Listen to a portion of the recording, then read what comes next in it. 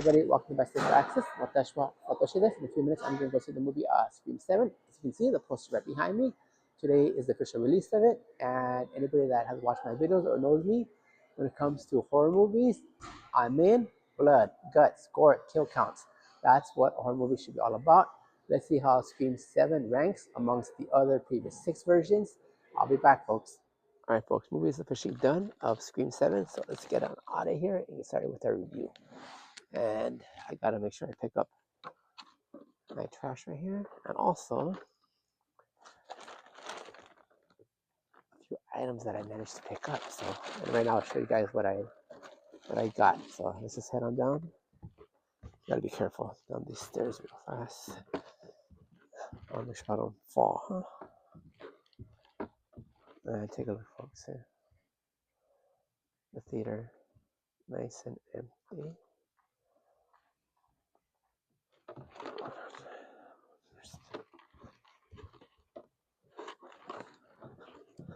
Alright, let's just head on out of here. We're all set. Alright, folks. So, alright, hope everybody's enjoying this Friday on a warm day. I think it's like 89 or 90 degrees, which is normal winter weather for California. It's amazing. Summertime weather in the wintertime. Alright, thanks. Bye. Alright, folks, so let's get started. Let's prop this up and then review time for Scream 7. Yeah, let's go. Alright, then, folks.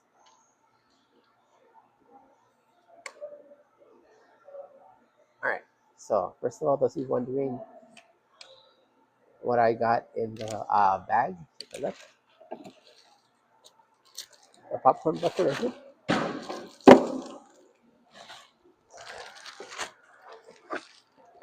The Scream cup. And then the other popcorn bucket. The total of 4. There's 2 cups and 2 popcorn buckets. However, right here they only had 3 of the 4 available. So wish me luck. Hopefully I can pick up the last one. However, I mean 3 out of 4 is pretty good on the haul. Alright, folks. So time for review time of Scream 7. Alright, let's see. All I gotta say is Kuso, right? I mean, this one was a lot of little twists and turns all over the place. Visuals, great, all right? The blood and gore up there, kills, some of them were like just basic, others were okay, a little bit innovative here and there, so just push it out right there. Story-wise, I like how they incorporated the past to the present, so that was cool. And then, of course, referencing the new technology AI. So that's going to be, I guess, a relevant thing from movies moving forward from now on. A reference of AI here and there. So keep that in mind for anybody watching the movie. And pretty much, I was all the way through interested, like, okay, who the killer is, which is the normal pattern for the Scream movies. You actually use your suspects. One by one, they all get eliminated. So finally, you have your sometimes the obvious killer, other times not so the obvious person. This one, it wasn't the one that actually made sense out of all of them. The way I looked at it, maybe if everybody watching the movie can clarify how the killer actually is meant to be the killer. For me, it's like it just seems so random. But again, we all have our different takes on the way the movies, we perceive them right there. So that's it on that note. Pretty much it's going to get a solid 9 out of 10. This one here, I think I'll prefer just to watch it at home once it comes out. Probably it's going to go to Paramount Plus, well, basic streaming first, and then Paramount Plus after that, everybody else. And then all other platforms will probably get it within the next, let's say by the end of the year. So if you have Peacock, Netflix, and Max, and maybe Hulu will probably get it also. So by then it'll be available by end of the year at everybody. But I think pretty much it'll be basic streaming, pay for it. And after that, it's going to be Paramount Plus next. So let's say maybe by summertime on the basic formats right there. All right, folks. So I have a question for everybody, and I know this is one that has definitely puzzled me ever since speaking of horror movies.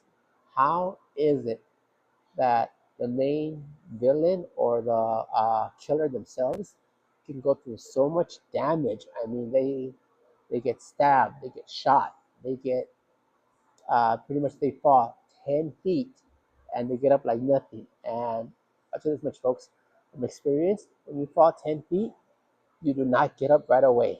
And this is something I can pretty much verify myself. I have fallen 10 feet and I am pretty much out of it for a while.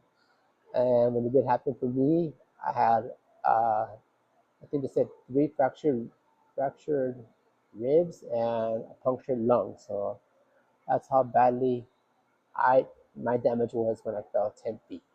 All right, folks. So anybody can chime in on the comments down below. Let me know what your take is. How come the killers or the horror villain are always so supernatural? I guess it's just patterns set in movies, but again, who knows? I'm very interested to read all the comments down below, see how this is possible. But of course, it's movie logic anyway. All right, so folks, from Baxis Axis, this is Satoshi Matane.